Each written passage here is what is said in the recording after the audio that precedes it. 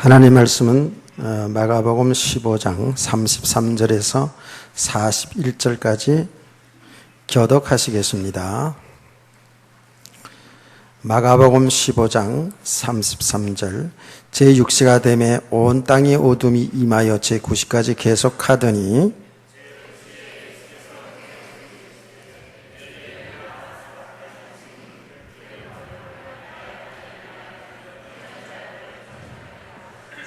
곁에 섰던 자 중 어떤 이들이 듣고 이르되 보라 엘리야를 부른다 하고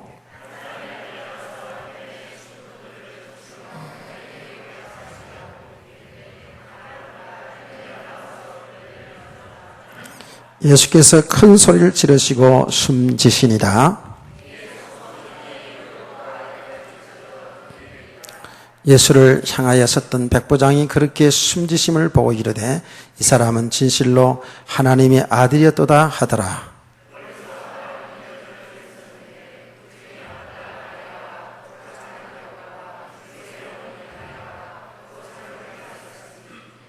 다 같이 봅니다. 이들은 예수께서 갈릴리에 계실 때에 이를 따르며 섬기던 자들이요 또 이후에 예수와 함께 예루살렘에 올라온 여자들도 많이 있더라. 아멘. 찬양 드리겠습니다.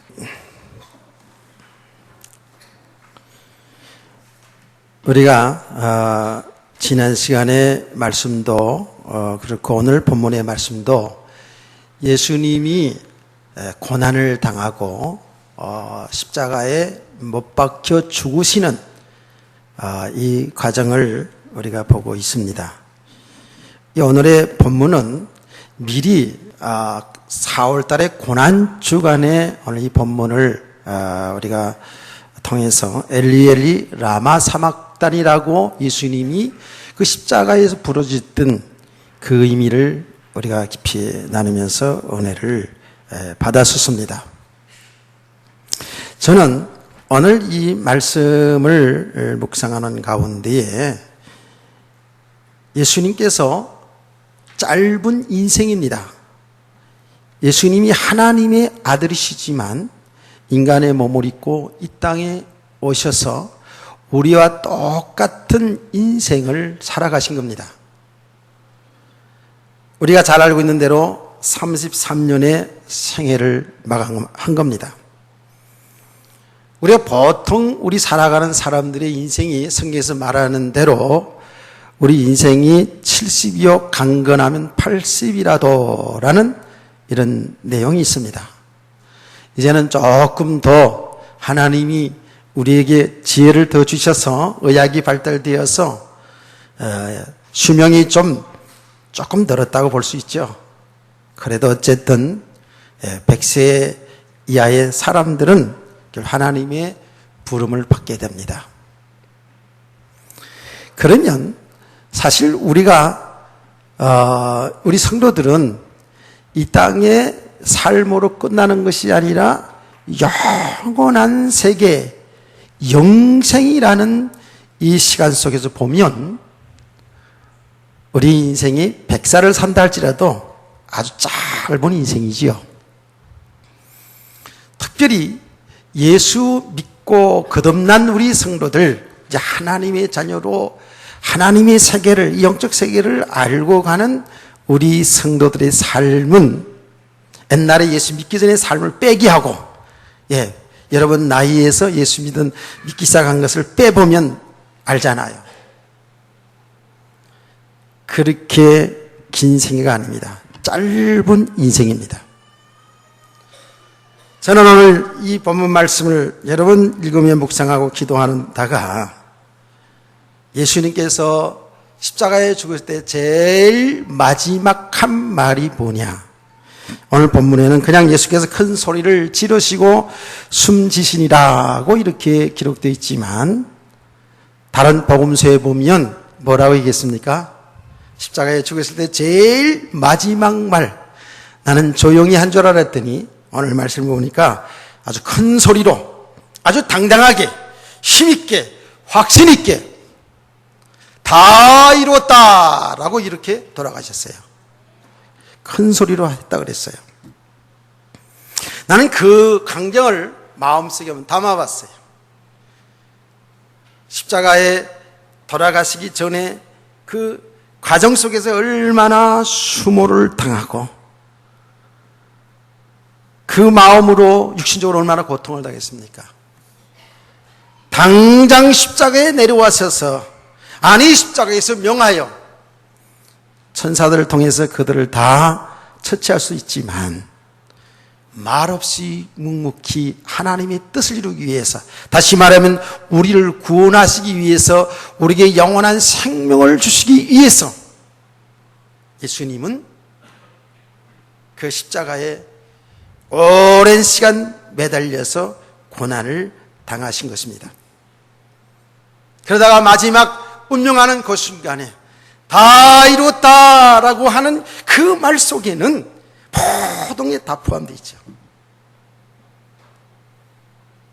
나는 그 의미들을 다 이렇게 이야기하고 싶은 것이 아니라 그 말 속에서 정말 예수님은 짧은 생이었지만 후회 없는 인생을 살으셨구나.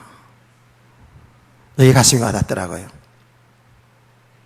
저와 여러분은 오늘 이 말씀을 통해서 우리의 남은 생애를 정말로 후회 없는 인생을 살고 예수님처럼 마지막 순간에, 떠나는 순간에 정말 기쁨으로, 감사함으로 다 이뤘다고 돌아가셔도 되고, 또 자녀들과 성도들에게 정말 하나님 기뻐하는 훌륭한 말을 남기고 갈 수 있는 그런 성도들 되기를 소원합니다. 이게 얼마나 중요한 내용입니까?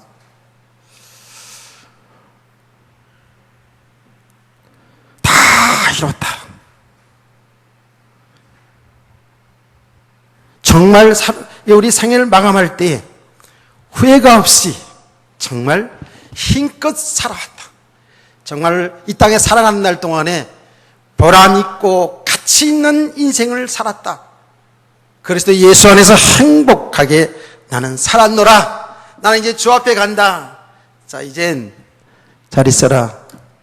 자녀들아, 성도들아. 이런 생각을 하니까 가슴이 뜁니다. 우리는 다 알고 있습니다. 올 때는 먼저 태어나서 부모도 되고 형님도 되고 아우도 됩니다. 갈 때는 모릅니다. 하나님 언제 부를지 몰라요. 그러나 분명한 사실, 이거는 도무지 막을 수 없는 것, 언젠가는 저와 여러분이 헤어진다는 사실입니다. 언젠가는 가게 돼요. 제가 여러분 장례식, 하간식 가가지고 며칠 후 요단강 만나리 하고 찬송을 부를지, 여러분이 제 장례를 치르면서 며칠 후 요단강 가나서 만나리 하고 그 찬송을 부를지 그건 아무도 몰라요. 분명한 것은 우리 인생은 얼마를 살았든지 간에 짧은 인생을 살고 가는 거예요. 그러면 이 짧은 인생 속에 그야말로 후회 없는 인생을 살아가야 되는데 우리는 많은 후회를 많이 하면서 살아가지 않아요? 여러분 어떻습니까? 지금 살아온 인생을 돌아보면서 후회 막 급한 일들이 있어요? 다 나름대로 있을 거예요. 그냥 아무 생각 없이 살아가는 그런 사람은 없을 거예요. 과거도 한 번씩 이렇게 돌아보면서 살아갈 거예요.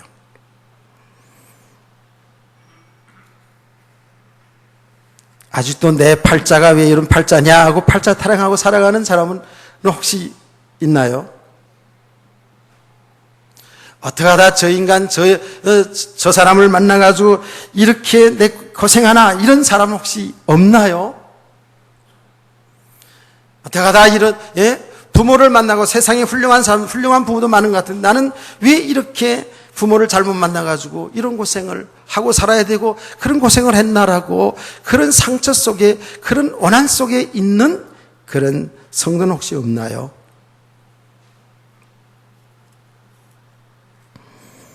우리 성도들은 분명히 우리의 과거를 무시해서는 안 되겠죠.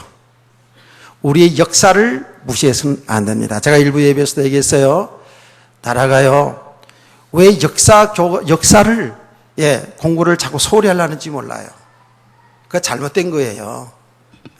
제가 역사를 좋아해서 그런 게 아니고, 반드시 과거의 역사가 분명히 알아야 돼요.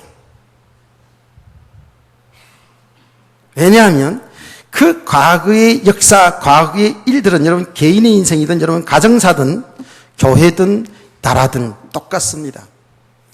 그 과거의 삶에 후회하면서 우리 성도들이 거기에 묶여 있으면 안 돼요.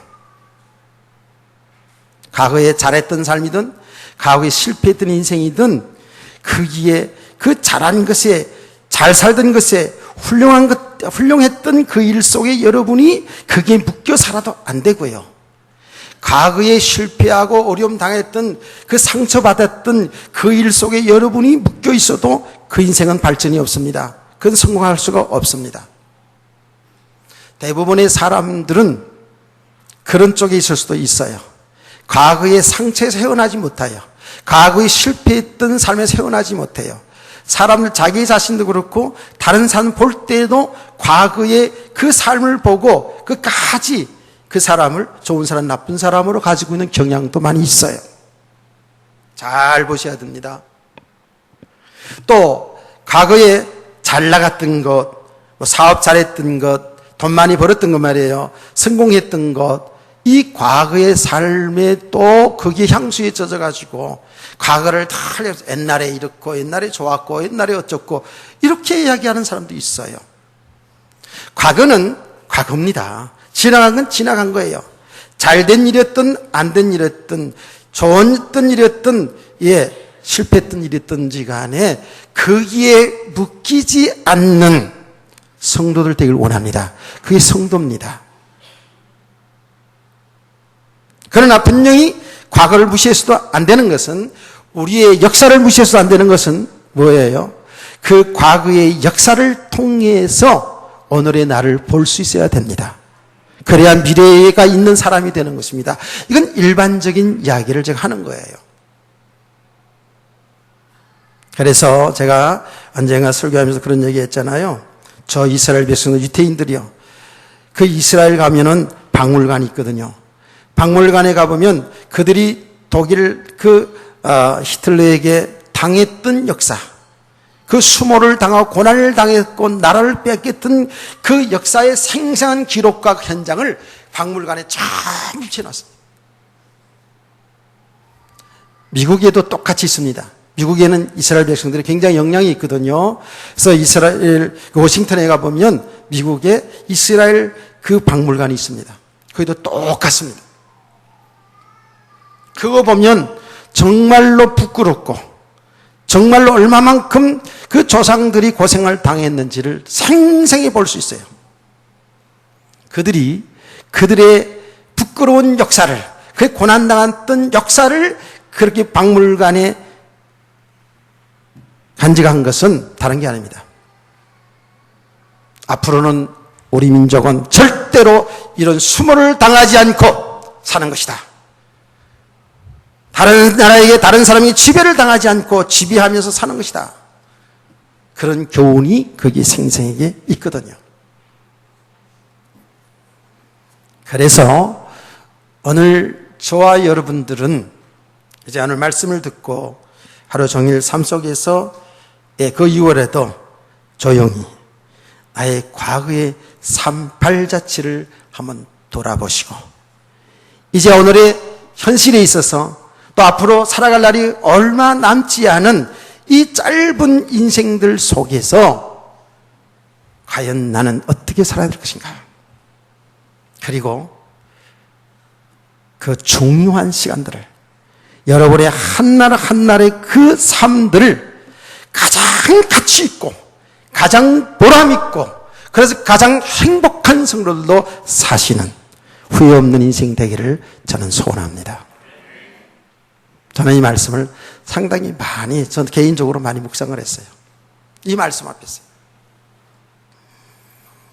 자, 여러분, 일반적인 세상의 모든 사람들도 전부 실패하고 후회하는 그 인생을 살려고 하는 사람은 하나도 없어요. 정말 멋있고 행복하게 후회 없는 인생을 살려고 다 노력합니다. 그리고 나름대로 다 최선을 다해서 살고 있어요. 그런데 지나가면 보면 아쉬운 일들이 얼마나 많은지 몰라요. 난 아까도 그런 얘기 했습니다마는 지금 내가 과거를 돌아가 살라 그러면 나는 어떻게 살 것인가? 내 10대, 20대는 제쳐놓고 30대처럼 예수님처럼 30대처럼 생각해 보더라도 나는 답은 딱 하나예요. 내가 어떻게 살아야 되겠다라는 것은 저는 저 나름대로 답이 있습니다. 자, 세상의 사람들도 예수 믿지 않는 사람들도 나름대로의 후회 없는 인생을 살기 위해서 오늘도 최선을 다해서 공부하고 직장 생활하고 사업하고 이렇게 살아가요. 그런데 우리 성도들, 예수 믿는 사람들과 저 불신자들과 다른 것이 뭐라 그랬죠? 다 똑같아요.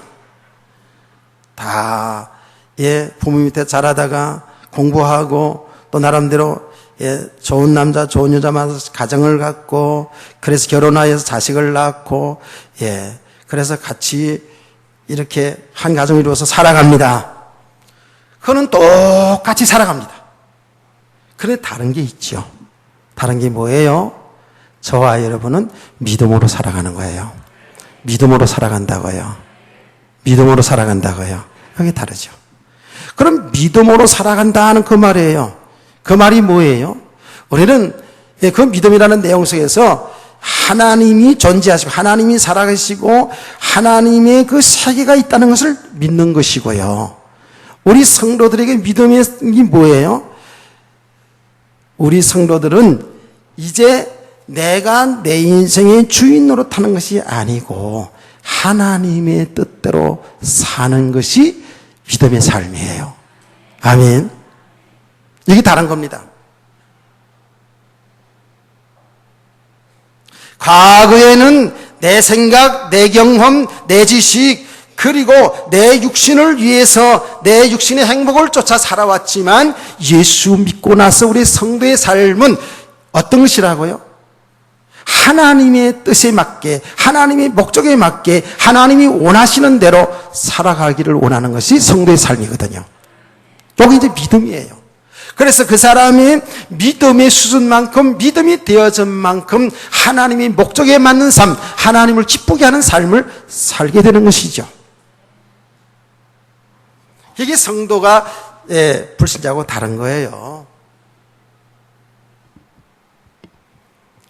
그러니까 무조건 후회 없는 인생을 산다고 그래가지고 무조건 최선을 다해 사는 것이 아니고 하나님의 뜻 안에서 하나님이 목적에 맞는 그 삶 속에서 살아가는 삶이에요.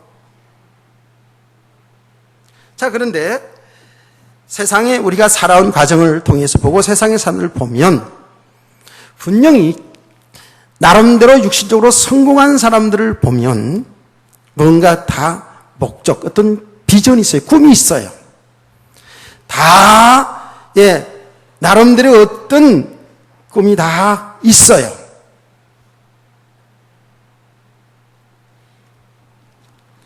그래서 그 목적을 놓고 그 목적을 향해서 그 꿈을 향해서 열심으로 이렇게 살아가요. 참 열심히 살아가요.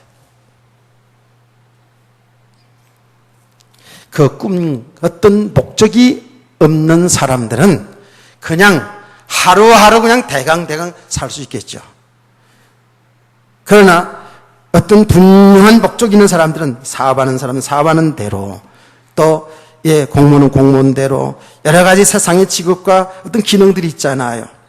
그 목적을 설정해 놓고 그야말로 최선을 다해서 살아갑니다. 그런 사람 가운데 다 100% 나름대로 세상적으로 성공한 거냐? 그렇진 않지만 그래도 그런 가운데서 성공한 사람들이 있어요. 그래서 성공한 사람들의 그 이야기를 책으로나 어떤 TV에서 나오는 걸 보면 좀 달라요. 사람들이 어떤 목적을 딱 성취해놓고 그걸 위해서 엄청난 그 노력, 최선을 다하는 삶을 살아가는 것을 보게 됩니다. 그러면 우리 성도들은 똑같이 그렇게 해야 되는 것이냐? 우리 성도들도 사실은 하나님 안에서 어떤 우리의 비전이 있지요. 그러나 우리 성도들 잘 알아야 됩니다. 우리 성도들은 하나님의 뜻 안에, 하나님의 계획 속에, 하나님이 나를 통해서 하시고자 하는 그 일을 잘 발견하고, 다시 말하면 하나님의 뜻을 잘 발견하고 그 안에서 우리가 살아가야, 그 안에서 하나님의 목적을 따라 살아가야 그게 참 성공이고 참 후회 없는 인생을 살아가는 발판이 될 줄 믿으시기 바랍니다. 여기 다른 거예요. 그러니까 하나님의 뜻이라는 것을 우리는 잊어서는 안 돼요. 내 생각, 내 계획, 내 목표를, 내 육신의 어떤 목표를 세우고 나가는 것이 아니라 하나님 뜻 안에서 하나님이 하시는 그 일 속에서 내 인생이 다 발견되어져야 돼요. 하나님이 나를 향한 계획이 있는데 그 나를 향한 계획을 잘 발견하고 그 발견 속에서 우리 인생이 최선을 다해 살아가야 돼요. 여기 다른 거예요. 자, 그러면 오늘 이 시간에 우리 성도들이 그러면 하나님의 뜻, 그게 뭔가? 하나님이 온 우주 만물과 인류를 향한 하나님의 뜻이 있는데 저와 여러분은 우리 인간 사람이잖아요. 그렇죠? 하나님이 우리 인간을 향한 하나님의 뜻이 무엇이에요? 그거는 성경의 창세기 1장 27절에서 31절에 정확히 기록되어 있어요. 하나님이 우리 인간을 향한 하나님의 계획, 하나님의 뜻이 뭔가 하면 우리 인간을 하나님의 형상으로 창조했는데 생육하고 번성하고 땅을 정복하고 다스리라고 말씀했어요. 그리고 31절에 뭐라고 하나님 말씀했었냐면 하나님은 우주 만물을 다 창조하신 이후에 하나님 보시기에 심히 좋았더라고 기록되어 있어요. 여기에 하나님이 우리 인간을 창조한 목적이 다 담겨져 있잖아요. 하나님은 우리를, 인간을 하나님의 형상으로 창조했다라는 것은 뭐예요? 하나님 안에 살도록 창조했다 그 말이에요. 하나님과 함께하는 삶이에요. 하나님과 교제하는 삶을 살도록 창조했다라는 거예요. 그러니까 우리 성도는 무엇을 하기 이전에 이 축복을 누려야 돼요. 하나님이 나와 함께 하시는 축복. 우리는 구체적으로 하나님이 나의 아버지, 비유해서 말했잖아요. 하나님이 나의 남편. 이걸 사실로 우리가 믿고 그 하나님과 교제하면서 하나님을 누리는 삶이에요. 이게 믿음의 삶이에요. 믿음이 없으면 그렇게 살 수가 없잖아요. 믿음이 없으면 어떻게 이 삶을 살 수 있습니까? 그러나 믿음의 사람들은 어때요? 지금 눈에 보이지 않지만 하나님을 나의 아버지로 누리고 사는 거예요. 하나님 안에 살기를 원하는 거예요. 무엇을 하기 이전에 우리 성도는 그것부터 알아야 돼요. 하나님의 자녀. 아멘. 하나님의 백성이라니까요. 그러면서 하나님 안에서 살아가는 우리 삶의 모습이 어떻게 나타나요? 생육하고 번성하고 땅에 충만하고 정복하고 영적으로 육신적으로 이 축복을 누리시길 바랍니다. 하나님의 사람들로 하여금 어떻게 해요? 이 세상을 잘 정복하고 다스리면서 하나님의 나라를 건설하면서 살도록 이렇게 하나님이 축복하신 거예요. 생육, 번성, 그래서 땅에 충만하고 땅을 정복하고 다스리라 하는 이런 어마어마한 권세를 주신 거예요, 우리에게. 그 다스리라 하는 그 권세, 우리 인간에게 주신 그 하나님의 권세가 어떤 권세예요? 왕의 권세라고 그랬어요. 왕의 권세. 야, 어마어마한 거예요. 그리고 세상의 사람들은 잘 몰라도 이렇게 말을 한다니까요. 인간은 만물의 영장이라고 얘기하잖아요. 하나님이 그렇게 우리를 축복하셨다니까요. 그게 하나님의 뜻이요.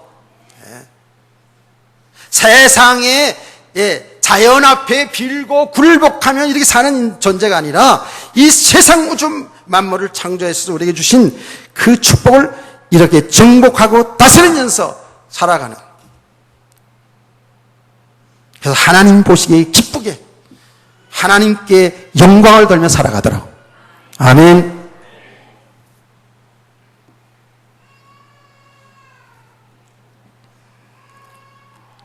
그 다스리라 하는 그 말씀 속에서 우리는 다 정말 왕같이 다 내가 뭐가 높은 자리에서 뭐가 잘 돼서 뭔가 이게 권세 있게 떵떵거리며 살라, 이렇게 우리가 육신적으로 알아들어서는 안 돼요.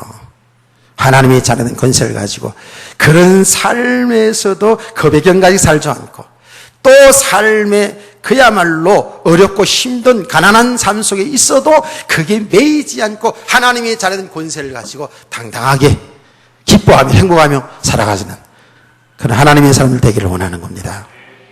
아멘. 그게 하나님 우리 창조의 원래 목적이잖아요. 그게 하나님 뜻이었어요.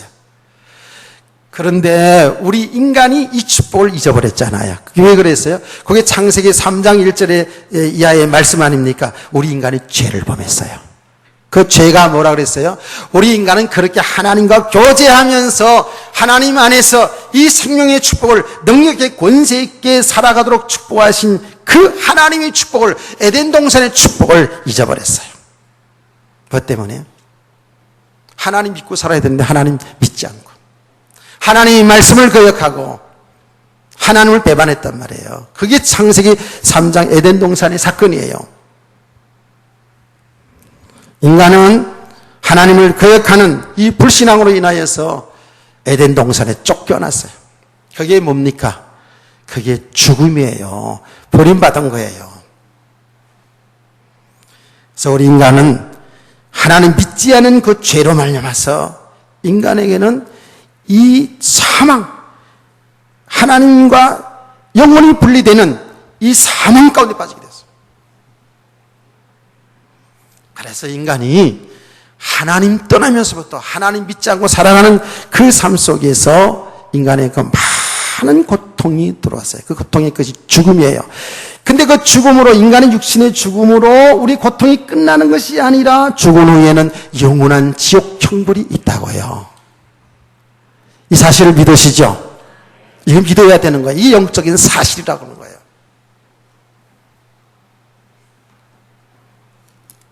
우리가 그 천국 지옥이 상당히 막연하죠. 그렇죠? 천국 지옥이 상당히 막연해요. 사실은 보이지 않으니까. 근데 제가 여러분에게 말씀드렸잖아요. 천국 지옥이 이 땅에서도 벌써 이미 천국 지옥을 맛을 본다고요. 하나님 제대로 믿고 하나님 안에 살아가는 만큼 그 사람은 세상의 사람들이 알지 못하는 천국의 축복을 누리며 살아가는 것이고, 하나님 없이 살아가는 만큼 세상에서 아무리 잘 먹고 잘 살아도 그건 지옥입니다. 그거는 사람들은 그걸 모르는 거죠. 우리는 알고 있잖아요. 우리가 예수 믿어서 구원받았어도 믿음이 없는 만큼은, 아직 육신의 삶에 묶여있는 만큼은 그건 지옥이에요. 구원받았어도요.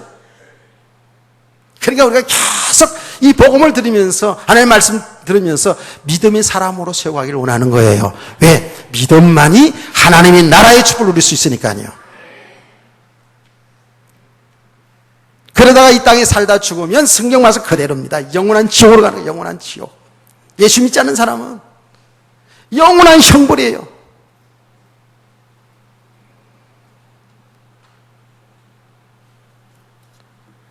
정말 비참한 것이죠. 우리는 이 사실을 믿는데 세상의 사람들이 사실로 안 믿거든요. 교회를 다녀도 이거 사실로 잘 못 믿기 때문에 이 구원에 대한 이 축복에 관한 것을 잘 모르는 거죠. 자, 이런 가운데 있는 인간, 하나님 믿지 않고 하나님 떠나 있는 상태에 살아가는 삶 속에서 아무리 훌륭한 목표를 세우고 아무리 훌륭한 꿈을 세우고 그거를 노력해서 성취했다고 합시다. 그게 뭐예요? 그게 참 성공이 아닙니다. 한평생을 그렇게 육신의 어떤 목적을 놓고 그렇게 살다가, 우리의 그 꿈도 다 이루지 못할 뿐만 아니라 꿈을 이뤘다 한다 할지언정 그때에 이 복음을 바로 안다면 후회합니다. 인생을 후회합니다. 저는 제가 졸업한 사당동 총신대학원 이사장으로 계셨던 백남조 장로님의 간증을 제가 들었어요. 그분이 굉장한 사업가였습니다. 부산 쪽을 중심으로 해가지고 사업을 크게 했던, 의료계통에 크게 사업을 했던 분입니다. 그 장로님이 병이 들어서 죽게 됐어요. 암 선고를 받은 거예요. 보통 암 선고를 받을 때 6개월 정도 이렇게 선고를, 3개월 혹은 6개월 정도 이렇게 하잖아요. 암 선고를 딱 받고 나서 병원에 입원한 그 장로님의 기도가 뭐냐면, 집중하세요. 잘 주세요. 하나님, 나는 이제 죽어도 천국 가는 것을 제가 믿습니다. 예수 그리스도 믿으니까. 그 부분에 있어서 내가 죽음에 대한 두려움은 없습니다. 그러나 한 가지, 내가 너무 사업에 쫓겨다니다 보니까 정말 제대로 하나님이 기뻐하지를 못한 것 같습니다.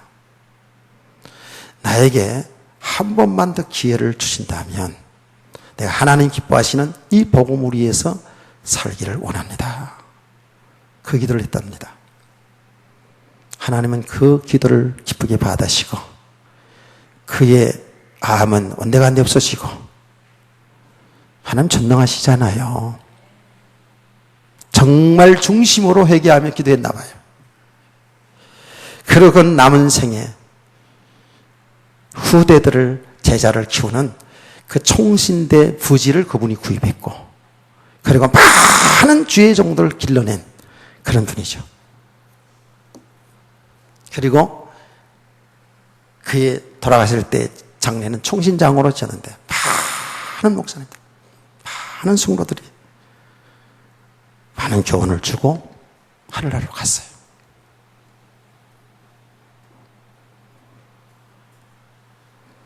정말 우리가 예수 믿고 나서도 자칫 잘못하면 이렇게 내 육신의 삶을 위해서 몸부림치고 최선을 다하고 살다가 그 성공의 자리에 갔다 한들 우리가 인생의 마지막에 후회할 수도 있어요. 이건 우리들의 메시지로 잘 받아야 돼요.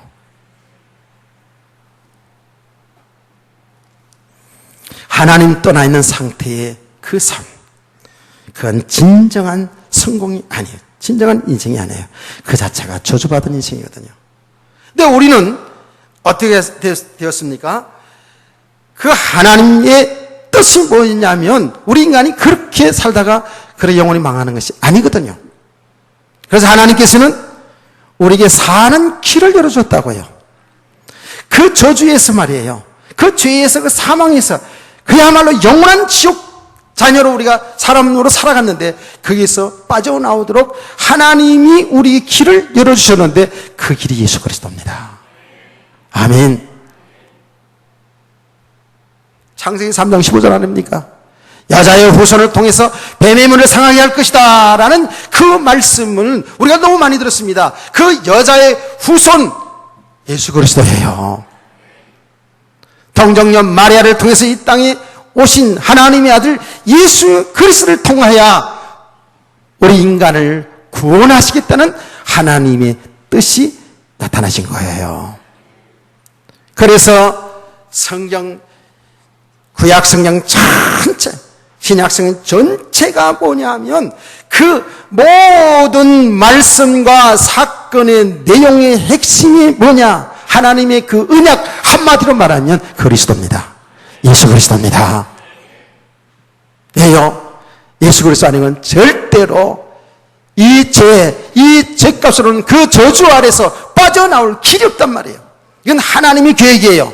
사람이 만드는 법칙이 아니라고요. 하나님이 영원한 계획이라고요. 그 성경은 그 얘기를 하는 겁니다. 그래서 제가 여러분들에게 늘 말씀하지 않습니까? 하나님은 아브라함을 불러가지고 아브라함아 너는 복의 근원이다. 너를 통해 천하 만민이 복을 얻으리라. 내 씨를 통해 천하 만민이 복을 얻으리라 하고 아브라함이 약속하셨다고요. 하나님은 아브라함이 복의 근원이라고 말씀하시면서 큰 민족을 이룰 것이라고 약속했어요. 아브라함은 처음에 그 얘기를 무슨 말인지 잘 못 알아듣어요. 하나님이 나를 구원하시고 나에게 축복해 주겠다는구나. 예, 큰 축복을, 큰 민족을 이루겠다는구나. 이렇게 육신적으로 알아들었다고요. 그런데 시간이 가면 갈수록 아브라함이 그걸 알죠. 그 무슨 말인지 알잖아요. 그 무슨 말인지 알아갑니다. 그게 우리 성도들 신앙의 과정이죠. 그렇죠? 하나님이 내 씨를 통해 천하 만민이 복을 얻으리라 한 그 씨는 바로 여러 사람을 말하는 게 아니라 그랬어요. 아브라함이 이삭을 낳고 이삭은 야곱을 낳고 야곱은 12형제를 낳고 해서 큰 민족을 이루었는데 그 모든 내용의 그 핵심 언약의 말씀이 뭐냐 하면 예수 그리스도라고요. 하나님은 아브라함의 후손을 통해서 이 땅에 인류를 구원하실 그리스도 이 땅에 보내주셨다고 약속하신 내용이었잖아요. 믿으십니까? 제가 왜 이야기를 합니까? 구약 성경 전체 내용을 한마디로 말하면 이 땅에 오실 그리스도를 얘기한 거라고요. 그 약속하신 대로 이 땅에 그리스도가 오셨어요. 그리스도가 오셨다고요. 인간의 몸을 입고 오셨어요. 왜 오셨어요? 왜 인간의 몸을 입고 오셨어요? 세상의 모든 사람은 아담 이후에 태어나는 사람들은 다 죄인으로 태어나기 때문에 그래요. 근데 그 죄값은 영원한 사망이에요. 어떻게 해요? 그래서 죄가 없는 인간이 필요하기 때문에 하나님의 아들이 이 땅에 오시는 거예요. 죄가 없는 하나님의 아들. 이거 믿으십니까? 이게 은혜입니다. 이거 보통 사람이 믿으시는 게 아니에요. 하나님 특별한 은혜 받은 사람들이에요. 특별한 사람들이니까 좋아요, 여러분. 제가 묻습니다. 예. 이명성 권사님, 이 씨가 좋아서 이 씨가 됐어요? 아니죠. 이 씨보다는 전 씨가 좀 더 좋아요. 태어나고 보니까 이 씨예요.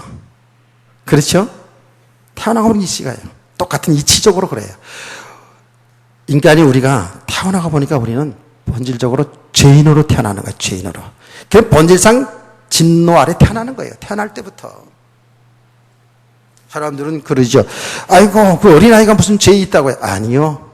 어린아이 태어나면서부터 죄성을 가지고 태어나요. 그 죄값은 뭐예요? 사망이에요. 이 죄 문제를 해결해야지만이 우리가 생명 얻는 거잖아요. 구원받는 거잖아요. 그래서 이 땅에 그리스도가 오셨는데, 인간의 몸을 입고 오셨는데, 그 인간이 몸을 입고 왔기 때문에 이름이 있어야 되잖아요. 그 이름이 누구예요? 예수입니다. 예수가 그리스도. 다 같이 예수는 그리스도. 아멘. 근데 그분이 누구예요? 하나님의 아들. 하나님이란 말이에요. 다 같이 주는 그리스도시고 살아계신 하나님의 아들이십니다. 시작. 아멘. 여러분 다 안다고 이렇게 말 안 하고 그렇게 하면 안 돼요. 예. 이게 얼마나 우리에게 있어서 중요한 고백인지 몰라요. 교회는 이 말을 하라는 거예요. 우리가 망하게 되었는데 구원받을 길이 있다라는 이 말을 하라는 거예요. 아니 우리가 구원받았는데요. 구원받았어도 아직도 믿음으로 살지 못하니까 믿음의 사람으로 세워가는데 믿음의 사람으로 세워가는 길은 이 복음을 알아야지 바로 알아가는 만큼 믿음이 쉬워지거든요. 다 안다고 생각하지 마세요.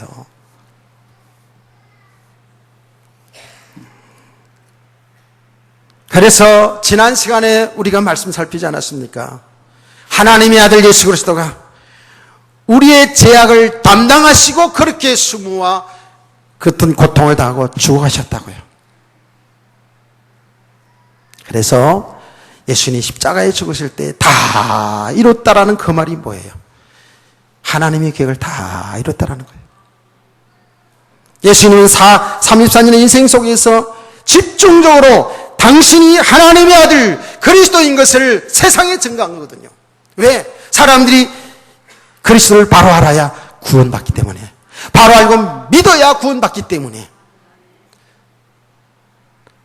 우리와 똑같은 사람이지만은 하나님의 아들, 우리 인간들의 죄를 담당하고 십자가의 피를 죽으심을 통해서 우리 인간을 구원하실 그리스도인 것을 증거한 것이 예수님의 생애였습니다. 그는 정말 언도 없이 한도 없이 그 사역을 주야로 밤낮으로 하셨어요.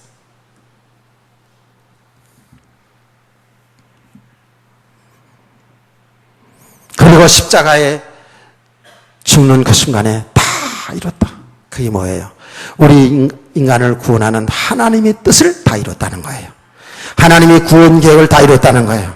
하나님의 구원 계획을 다 이루는 그 순간에 그는 정말 후회 없이 그렇게 외치고 돌아가신 거예요. 그러면 저와 여러분이 어떻게 구원받은 겁니까? 저와 여러분은 이렇게 다 이루는 십자가의 죽으심을 통해서 우리의 죄 문제, 사망의 문제를 다 해결해 놓으신 그 예수 그리스도를 그대로 받아들일 때, 믿을 때 우리는 죄에서, 그 사망에서 해방된 줄 믿습니다. 그래서 성경은 뭐라고 말합니까? 예수 그리스도 안에 있는 너희는 정죄함이 없느니라. 예수 안에 있는 너희는 성령의 법이 죄와 사망의 법에서 너를 해방하였느니라. 영접하는 자 곧 그 이름을 믿는 자들에게는 하나님의 자녀된 권세를 주시리라고 말씀했어요. 주 예수 그리스도 믿는 순간에 우리는 창세기 1장 26절, 27절, 28절 말씀, 세상을 정복하고 다스릴 수 있는 이 권세가 회복된 줄로 믿으시기를 바랍니다. 예.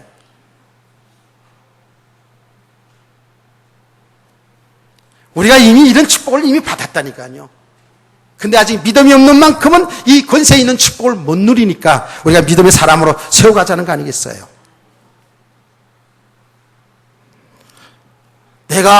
너희가 이 복음을 듣고 마음에 믿어 의에 이르고 입으로 시인하여 구원을 얻으리라. 주의 이름을 부르는 자는 구원을 얻은 줄 믿으시기 바랍니다. 이게 우리의 축복이라고요. 얼마나 놀라운 축복이에요. 이것이 우리에게서 난 것이 아니라 하나님의 선물이라고 그랬죠. 하나님의 은혜라고 그랬죠. 하나님의 은혜로 우리가 받았어요. 이 영원한 생명을 얻었다니까. 그래서 우리가 지난 시간에 했잖아요. 여기에서 이 믿음의 고백에서부터, 이 믿음에서부터 우리의 모든 삶이 이루어져 나가야 된다고요. 그래서 이 믿음을 가진 사람일수록, 이 믿음이 회복되어서 이 믿음이 세워지는 사람일수록에 우리의 어떤 환경과 상관없이 기쁨과 즐거움으로 행복하게 살 줄로 믿습니다. 세상이 알지 못하는 이 믿음의 기쁨이 있어야 돼요. 믿음의 비밀이 있어야 된다고. 여기 성도거든요. 자, 그런데 이제 결론적으로 이렇게 말씀을 정리해 보자고요. 우리가 이제 구체적으로 우리 삶 속에서 우리 성도들이 정말 후회 없는 인생을 이제 살아야 되겠는데, 좀 구체적인 것을 얘기해 보자고요. 후회 없는 인생을 살아야 되겠죠. 우리 성도들은 정말 믿음으로 살아야 된다고요. 하나님의 뜻 안에 살아야 된다고요. 여기 이제 구체적인 삶을 얘기해 보자고요. 자, 그것이 뭐예요? 첫 번째로는요, 아까 얘기했잖아요. 우리가 무엇을 하기 이전에 하나님을 나의 아버지로, 나의 남편으로, 나의 주인으로 모시고 살아가는 거예요. 아멘. 이거를 다른 말로 하나님의 나라의 축복이다 얘기하는 거예요. 여기 믿음이거든요. 여러분, 세상 사는 건 사는 게 똑같아요. 그러나 우리가 틀린 게 뭐예요? 하나님을 모시고 살아가는 거예요. 창조주 하나님이신 나를 사랑하여 십자가에 피를 죽으신 그 예수 그리스도를 나의 주인으로, 나의 신랑으로 실제로 모시고 살아가는 거예요. 그분을 믿고 그분을 의지하고 그분의 뜻을 따라 그분의 인도 따라 살아가는 삶이 성도거든요. 아멘. 이게 믿음의 삶이에요. 우리 자칫 잘못하면 이걸 놓치고 이 본질을 놓쳐버리고 교회에 나서 예수 잘 믿고 신앙생활 잘해서 뭔가 육신의 축복을 자꾸 얻기를 하나님 마음을 좀 기쁘게 해서 하나님의 마음을 감동시켜서 내가 필요한 육신의 것을 이거 받아 누리려고 생각하는 경우가 상당히 많이 있어요. 우리들 속에 그런 것들이 다 잠재 있거든요. 여러분 그거 이전의 말이에요. 우리 성도의 진정한 복은 이미 구원받은 거예요. 하나님의 자녀가 된 거라고요. 죄와 저주에서 해방된 거잖아요. 우리의 믿음의 삶은 뭐예요? 이제는 우리가 하나님을 나의 아버지로 하나님이 비유하신 대로 하나님을 나의 남편으로 나의 주인으로 모시고 살아가는 거예요. 이런 믿음의 삶을 되기를 원합니다. 그렇다면 여러분 생각해 보세요. 그렇다면 보세요. 그 하나님이 하나님 나를 구원하시고 하나님의 축복 속에 살잖아요. 그러면 우리가 삶에 어려움이 온다 할지라도 삶에 실패가 온다 할지라도 여기에서 믿음의 사람들은 어떻게 해요? 하나님을 믿고 살아야죠. 의지해야죠. 염려와 걱정과 불안과 두려움에서 해방되어야 될 줄 믿습니다. 근데 여기 믿음이 안 된 만큼은 우리는 똑같이 염려하고 걱정하고 두렵고 들어가서 원망불평하고 살아가잖아요. 그렇죠? 그런데 우리가 믿음이 없는 만큼 그럴 수밖에 없어요. 저와 여러분이. 그래서 그런 모든 삶의 현장 속에서 하나님이 나의 아버지, 나의 주인인 것을 여러분이 발견하시길 바랍니다. 이런 삶에 정말 어려움이 올수록에 저와 여러분은 내 힘과 내 능력으로 사는 것이 아닙니다. 하나님만이 나의 주인입니다. 그리스도만이 나의 주인입니다. 성령님이여 나를 가르치고 있는데 주옵소서. 이런 기도가 나올 수밖에 없는 거예요. 이런 믿음의 사람들 되기를 소원합니다. 이게 믿음이거든요. 이게 믿음의 삶이잖아요. 그냥 나와서 예배드리고 살아가는 삶의 현장은 그냥 불신자하고 똑같고 아니 불신자보다 못하게 그냥 똑같은 방법으로 이렇게 살아가면 그건 믿음의 삶이 아니고 하나님을 기쁘시게 할 수가 없잖아요. 그건 후회 없는 인생이라고 얘기할 수가 없잖아요. 그게 우리가 근본적으로 본질적으로 누려야 될 믿음의 삶인 줄로 믿습니다. 아멘. 너무 심각하게 해서 지금 아멘도 잘 안 되죠, 우리가.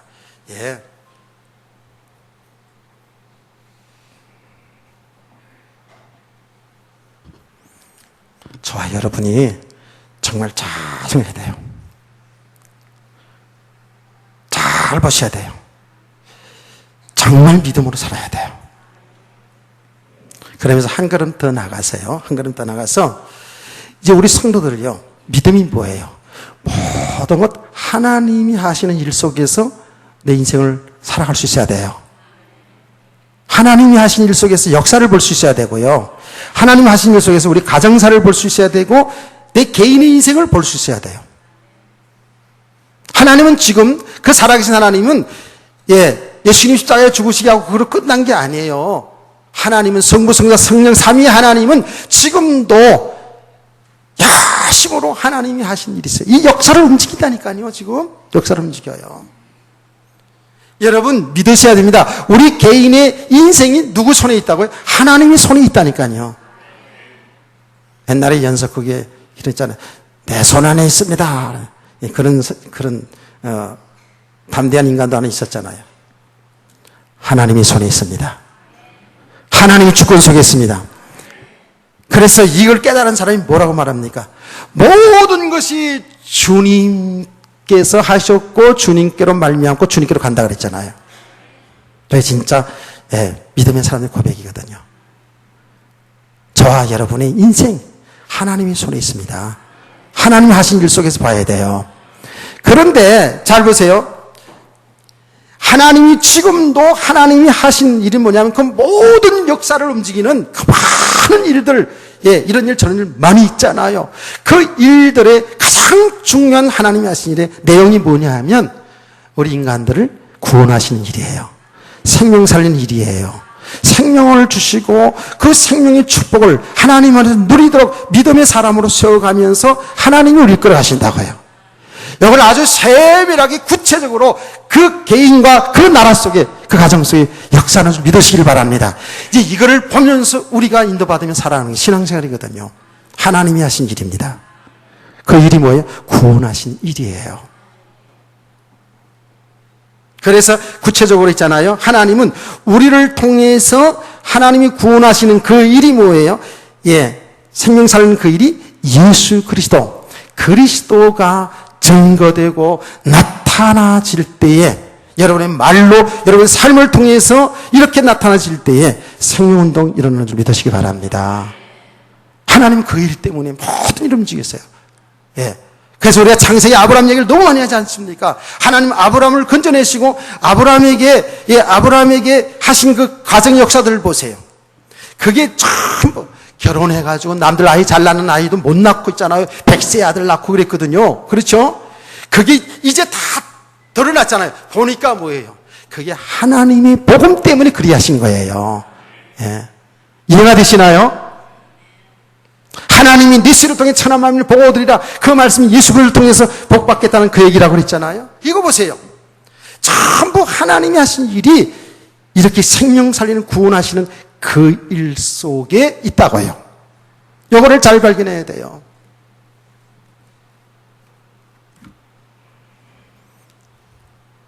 그래서 이 하나님이 하신 일 속에서 여러분요, 공부도 해야 되고 직장 생활도 해야 되고 사업도 해야 되는 거예요. 아멘. 그 일이 하나님이 하신 일이에요.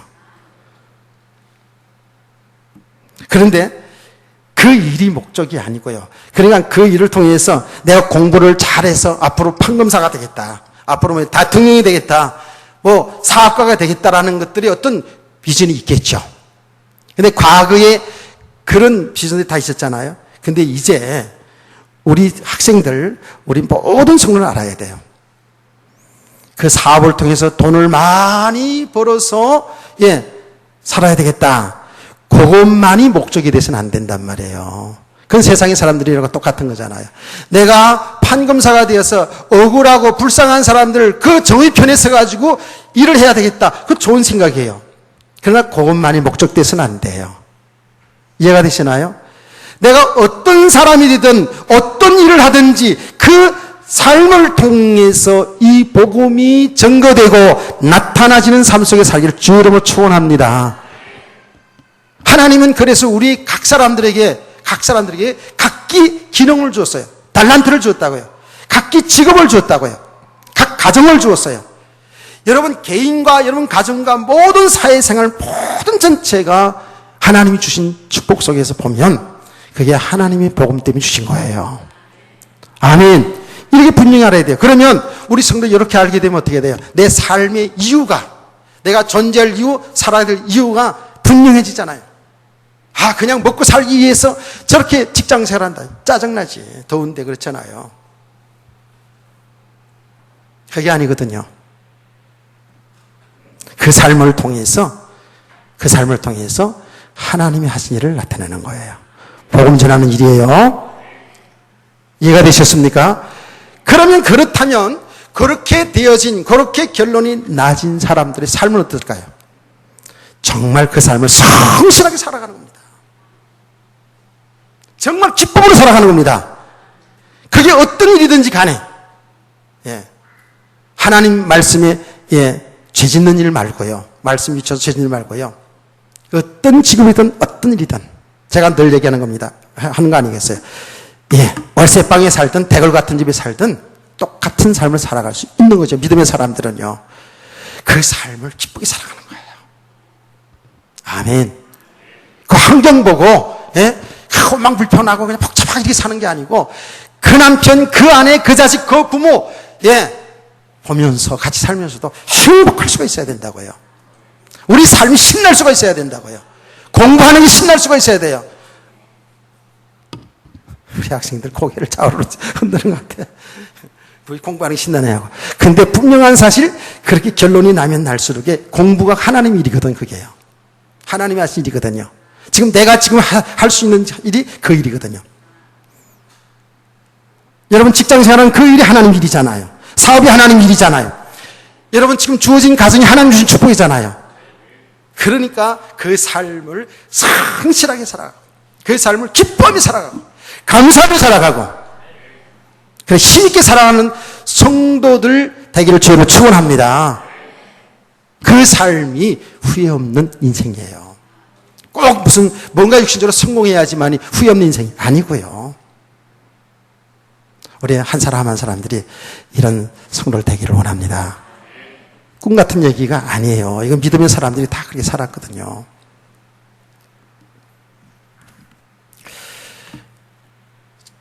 결론, 이렇게 복음을 위해서 내 인생을 살아가는 사람들의 고백을 한번 들어보고 마치자고요. 그리고 오후 시간에는 계속 이어서요. 우리는 이미 이런 것을 알고 가야 되는데 전혀 모르고 가는 사람도 많아요. 예. 알고 가야 되는데 가는 과정 속에서 우리가 또 잘 안 돼요. 예, 이런 부분들을 오후 시간에 좀 풀어보자고요. 자, 그게 이 믿음의 사람들 많이 있습니다만은 막연한 얘기가 아니고 뜬구름 잡는 얘기가 아니고 우리 신앙의 선배들의 고백을 한번 들어보고 우리 마치자고요. 바울 사도 알잖아요. 그런 사도니까 이렇게 생각하면 안 돼요. 사도든 성도든 똑같은 거예요. 스데반 집사도 여러분 알고요. 바울 사도는 예수 믿는 사람 핍박했던 사람인 걸 알죠. 그런데 예수님 믿고 나서 그 인생이 바뀌어졌죠. 복음을 바로 알았다고요. 그가 인생을 어떻게 살아가야 되는 것을 분명히 삶의 이유를 알았어요. 그는 이렇게 보겠습니다. 주 예수께 받은 사명, 곧 은혜의 복음을 증거하려 하면은 나의 생명조차도 귀한 것으로 여기지 아니하노라 그랬어요. 복음을 위해서 생명을 걸었다는 거예요. 예수님이 우리 생명 살리기 때문에 죽었잖아요. 이게 최선을 다하는 삶이거든요. 이렇게 고백한 바울 사도가 그의 죽는 날, 죽음이 임박한 말하자면 유언 같은 말씀을 남긴 성경이 디모데 전후서입니다. 디모데후서 4장 7절 8절을 여러분이 다 그냥 암송하라면 암송이 안 될 것 같은 느낌이 오니까 다 펴세요. 이걸 읽고 마치겠습니다. 디모데후서 4장.